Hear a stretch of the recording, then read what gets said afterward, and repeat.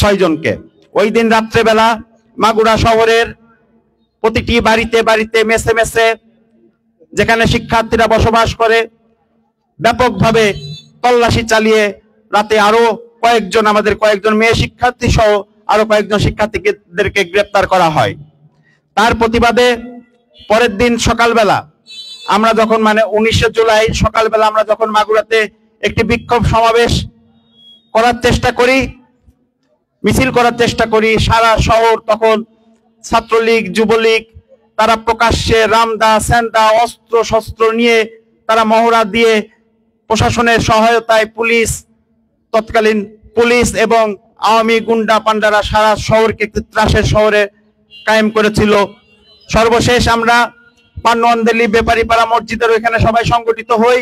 আমাদের বিপুল সংখ্যক নেতাকর্মী যখন মোহাম্মদপুর থেকে প্রায় 400-500 মোটরসাইকেল যোগে যখন মাগুরার অভিমুখে রওনা হয়েছিল, তাদের পৌঁছানোর আগে আমরা সেই মিছিলটি আমরা ওইখান থেকে শুরু করি এবং একটা পর্যায়ে ওইখানে পুলিশ হামলা চালিয়ে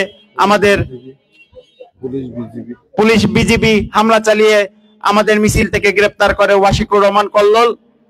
তিনি মাগুরা জেলা যুব দলের তৎকালীন তিনি মাগুরা যুব দলের বিপ্লবী সভাপতি, এবং গ্রেপ্তার করা হয়েছিল মাগুরা জেলা ছাত্র দলের তৎকালীন যুগ্ম সাধারণ সম্পাদক, যে ভাইকে আমরা ইতিমধ্যে হারিয়েছি, আমাদের অত্যন্ত আদরের শান্তকে। এরপর থেকে 19 জুলাই থেকে আমরা যখন লোকচক্ষুর আড়ালে এই আন্দোলনকে সংগঠিত করেছিলাম, তার পরবর্তীতে একটা পর্যায়ে যখন 3রা আগস্ট আমরা এই গ্রামে আসি, গ্রামে এসে আমি ওই দিন রাত্রেবেলা আমি রাব্বি সহ আমাদের আরো কয়েকজন বিপ্লবী নেতৃবৃন্দ তারা আমরা একটি পরিত্যক্ত বাড়িতে থেকেছি, কখনো নদীর ওই পারে থেকেছি, মাগুরার বিভিন্ন গ্রামে পরিত্যক্ত বাড়িগুলোতে আমরা থেকেছি, আন্দোলনকে সংগঠিত করেছি। সর্বশেষ 4 আগস্ট যেদিন আমাদের শান্তিপূর্ণ অবস্থান ছিল, আমাদের শান্তিপূর্ণ অবস্থানে যখন ব্যাপকভাবে হামলা চালিয়ে পুলিশ গুলি চালিয়ে ছাত্রলীগ যুবলীগের সহায়তায় তারা গুলি চালিয়ে আমাদের ভাই মেহেদী হাসান রাব্বি সহ মাগুরা পান্নওয়ানদেলি থেকে ফরাদকে নির্মমভাবে তারা হত্যা করেছিল। একই সময়ে আমাদের মোহাম্মদপুরে আহাদ, সুমন নামের 2 জন শিক্ষার্থী, তারা উভয় ছাত্র দলের রাজনীতির সাথে সম্পৃক্ত এবং তারা পারিবারিকভাবেই শহীদ জিয়াউর রহমানের যে আদর্শ, আমাদের যে আদর্শ, সেই আদর্শের রাজনীতির সাথে সম্পৃক্ত। এভাবে দেশনায়ক তারেক রহমানের নির্দেশে আমরা আন্দোলন সংগঠিত করেছিলাম এবং সেই আন্দোলনের যে আমাদের ভাই মেহেদী হাসান রাব্বি, সারা বাংলাদেশে আপনারা জানেন যে ছাত্র দলের সবথেকে পদধারী সবথেকে বড় নেতা মেহেদী হাসান রাব্বি, যার রক্তের মধ্য দিয়ে 5 তারিখে যে সম্ভাবনার সৃষ্টি হয়েছে বাংলাদেশে, সেই সম্ভাবনাকে এখন নস্যাৎ করবার জন্য অনেক ধরনের ষড়যন্ত্র আমরা দেখতে পাচ্ছি। তবে সবাইকে সজাগ থাকতে হবে।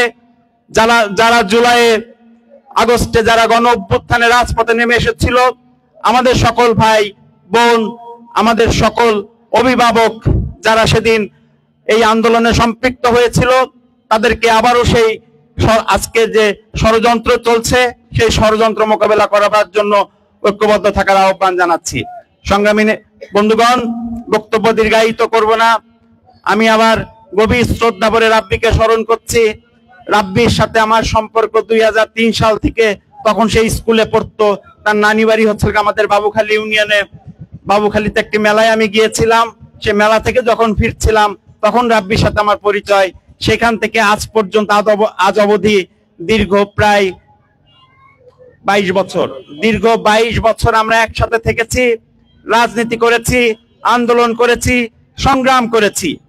আমরা বিগত 17 বছর যে আন্দোলনে আমরা সক্রিয় ছিলাম, রাজপথে ছিলাম, আমাদের বুকের ভিতরে একটি বল ছিল যে অন্যায়ের বিরুদ্ধে প্রতিবাদ করা ন্যায়সঙ্গত।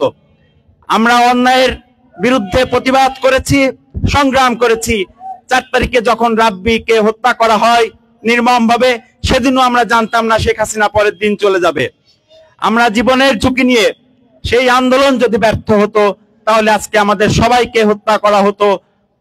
আমাদের সকল নেতৃবৃন্দ যারা ছাত্র জনতা, মাগুরাতে হাজার হাজার ছাত্র জনতা যারা উপস্থিত হয়েছিল, মোহাম্মদপুরে, শালিখায়, শ্রীপুরে, আজকে গুনে গুনে ভিডিও দেখে দেখে সবাইকে হত্যা করা হতো। অতএব এই জুলাইয়ের যে অর্জন, ত্যাগের বিনিময়ে যে অর্জন, আমাদের যে সম্ভাবনা সৃষ্টি হয়েছে, সেই সম্ভাবনাকে টিকিয়ে রাখতে হবে। অন্যথায় বাংলাদেশ আবারও গভীর ষড়যন্ত্রের ভিতর পড়ে গেলে সেই ষড়যন্ত্র থেকে বের হয়ে আসতে আমাদের আরো দীর্ঘ সংগ্রাম করতে হবে। দেশনায়ক তারেক রহমান সবাইকে সতর্ক করেছেন যে সবাই সংযত হয়ে জুলাইয়ের যে মর্যাদা, সেই মর্যাদাকে অক্ষুণ্ণ রাখবার জন্য, আগামীর বাংলাদেশ বিনির্মাণের জন্য সবাইকে সংযত এবং সবাইকে কেন্দ্রীয় নির্দেশনা মেনে চলতে হবে। সংগ্রামী বন্ধুগণ, বক্তব্য দীর্ঘায়িত করব না।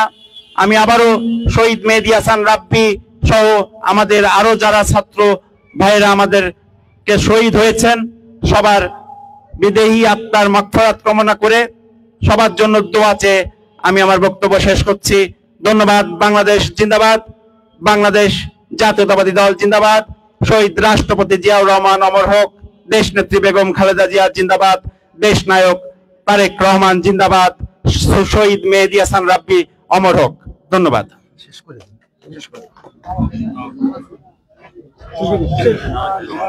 ধন্যবাদ।